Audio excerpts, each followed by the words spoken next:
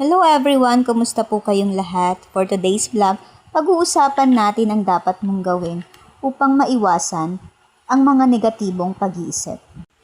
Sa totoo lang, hindi mo dapat ikahiya ang iyong buhay.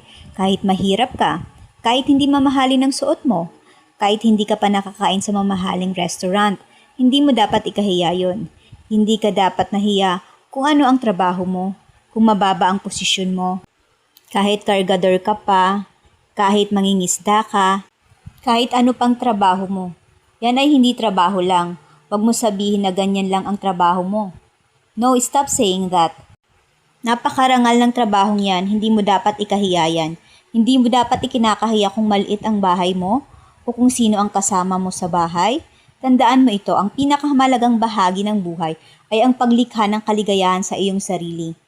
Sa iyong sariling buhay, pati na rin sa buhay ng ibang tao. Pasayahin mo ang iyong sarili